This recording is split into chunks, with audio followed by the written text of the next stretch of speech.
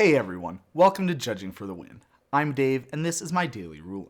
You already saw the title. Today I'm going to be talking about battles. Let's do this. If you don't have time to watch the whole video, the short answer is that battles work sort of like Planeswalkers, but in reverse. Instead of attacking your opponents and blocking for your own, with battles you would attack your own, trying to reduce them to 0 defense, and block for your opponents. But perhaps I'm getting a little bit ahead of myself here. Let's start at the very beginning. Okay, so battles are permanents, and like most permanents, they're played at sorcery speed. As a battle enters the battlefield, it gets a number of defense counters equal to its defense. That's the number in the bottom right corner there. And this works exactly the same way as Planeswalkers getting loyalty. So a lot of the rulings that you might already be familiar with will apply to battles too. So for example, if you had a doubling season, then your battles would get double the normal amount of defense counters. The other thing that happens as a battle enters the battlefield is that it gets a protector. A protector is a player who can block for that battle in combat. Yes, you can attack and block battles. Okay, so the battles will be controlled by the player who controlled the spell, just like any other permanent. So if Amy played a battle, then it would still count as a permanent she controls, and it would count towards her devotion total, for example. The protector is a completely distinct game concept.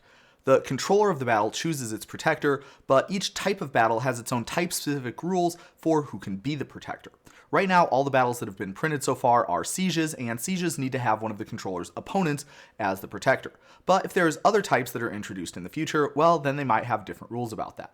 If a battle somehow has no battle types, then its controller is the default protector. If a battle's controller or battle type changes, that might result in the battle having an illegal protector for its type. If that happens, then the battle's controller chooses a new player to be the protector as a state-based action. If there are no legal choices for this, then the battle is just put into its owner's graveyard. This same procedure applies if there's no protector for a battle, for instance because that player has lost the game. Speaking of state-based actions, here's another one. A battle cannot be attached to anything, even if it somehow becomes an aura, an equipment, or a fortification in addition to being a battle. If this situation does come up, then the battle becomes unattached. The other important state-based action is the one where a battle that has 0 defense is put into its owner's graveyard. Again, this works exactly like Planeswalkers with 0 loyalty. Don't worry about that extra bit about not being the source of a triggered ability for now. I'll talk about that a little bit later. Let's talk a little bit about what that defense stat that I mentioned earlier is for. It's basically exactly how Planeswalkers work, except with the differences that I noted earlier. So, like Planeswalkers, any damage that the battle suffers, combat or otherwise, will cause it to lose that many defense counters.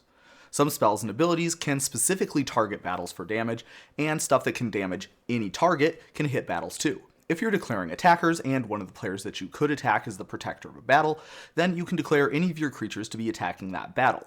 If you're the protector of a battle and it's being attacked, then you can block that creature. In a 2HG game, you can block for battles that your teammate controls also. But in a normal multiplayer game with no teams, then you can't block for battles that you are not protecting, just like how you can't block for Planeswalkers that you don't control. And now, it's time for a very important message brought to you by the Fun Police. It's not possible for battles to attack or block at all, even if they're also creatures. If an attacking or blocking creature somehow gains the battle type, then it's removed from combat. This isn't a state-based action, it's just something that happens. Alas, it seems like we'll never know what happens if a battle attacks or blocks itself. Okay, so that's about all there is to know about battles in general. But I mentioned before that sieges have some special rules that are specific to that type. So let's briefly go over how all of that works now. Sieges are hard-coded, so to speak, to have the ability, when the last defense counter is removed from this permanent, exile it, then you can cast it transformed without paying its mana cost.